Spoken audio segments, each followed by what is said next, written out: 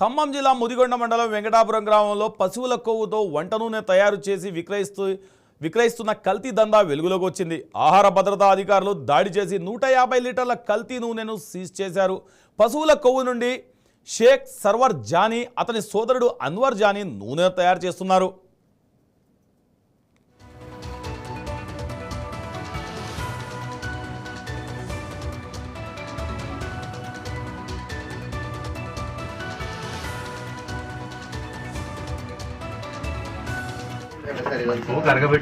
ఇంత చేశారు.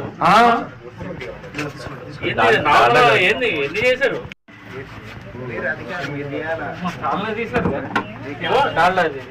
దీంట్లో కలిపి పడుతుందిగా మరి ఇది మంట పెడితే మొత్తం కరిగి ఆయిల్ తయారైంది.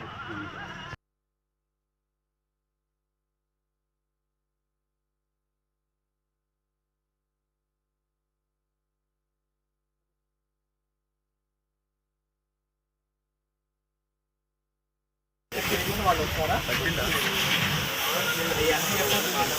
చేయకుండా మీరు అన్ని 3-4 టిన్ను తయారు చేశారా?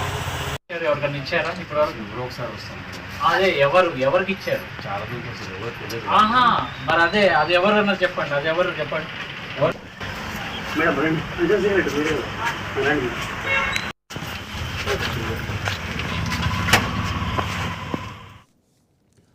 సో దీనిపై మరింత సమాచారం మన రిపోర్టర్ దేవేందర్ అందిస్తారు. దేవేందర్, చెప్పండి, పశువుల కొవ్వుతో ఈ విధంగా నూనె తయారు చేసి అక్రమ దందాలకు పాల్పడుతున్నారు. అసలు దేనికోసం వాడుతున్నారు ఈ పశువులతో చేసిన కొవ్వు? అసలు దీనికి సంబంధించిన సమాచారం ఏంటి? సయ్యద్, పూర్తిగా కల్తీకి కాదేది అనర్హం అంటూ నిరూపిస్తున్నారు కేటుగాళ్లు.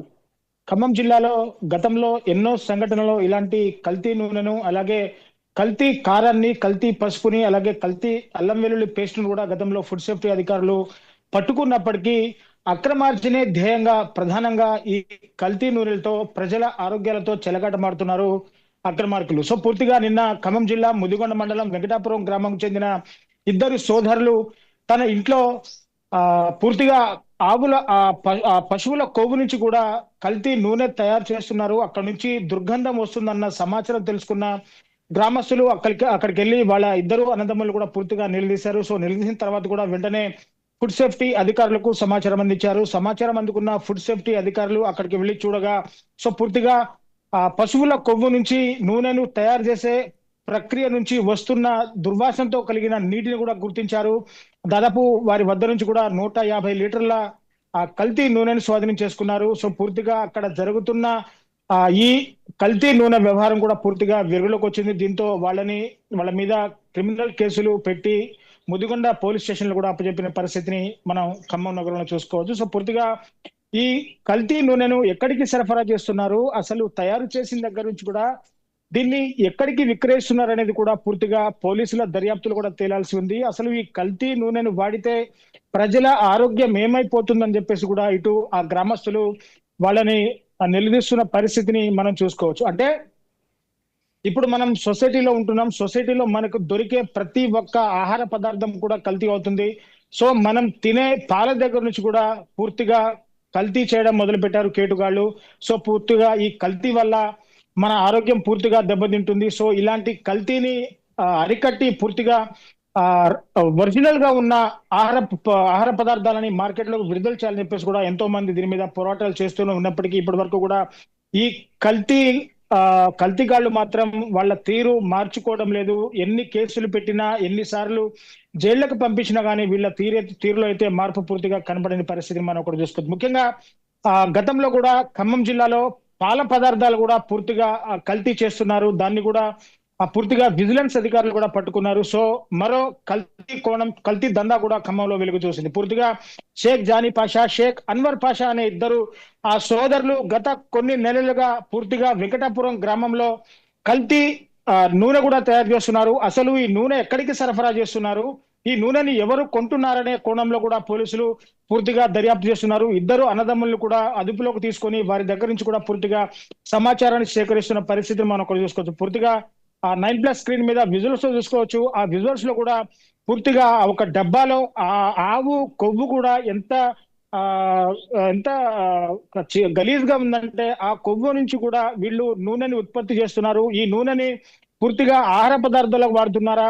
లేక ఇతరత్ర ఫ్యాక్టరీలకు పంపిస్తున్నారా అనే సమాచారం కూడా పూర్తిగా పోలీసుల దర్యాప్తు తేలనుంది. సో ఏది ఏమైనా ఇటు ఫుడ్ సేఫ్టీ అధికారులు ముమ్మర తనిఖీలు చేపట్టి ఇలాంటి కల్తీలు చేసే వాళ్లపై ఖచ్చితంగా కఠిన చర్యలు తీసుకోవాలని చెప్పేసి కూడా ఇటు ప్రజలు కోరుకుంటున్నారు.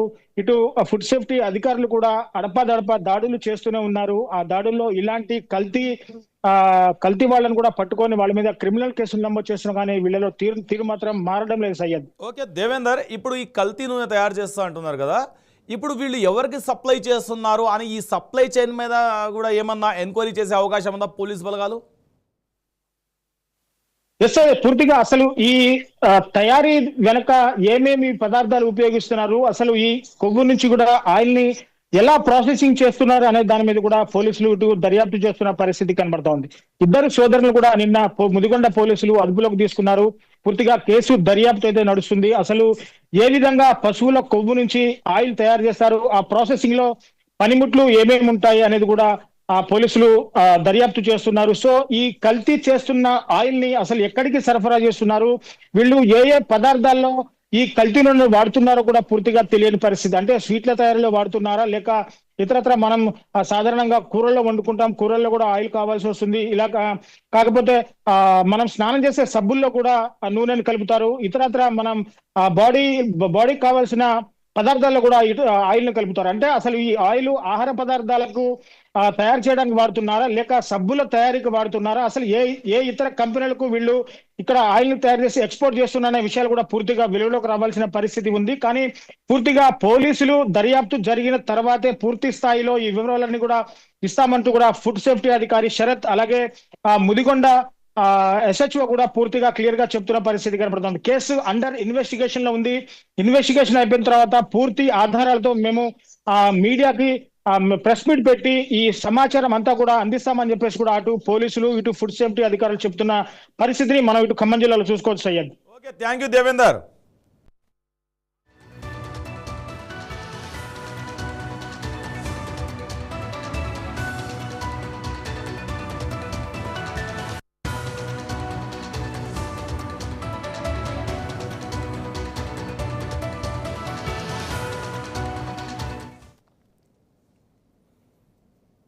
కాంగ్రెస్ పార్టీని వీడేది లేదని కొండా మురళి స్పష్టం చేశారు.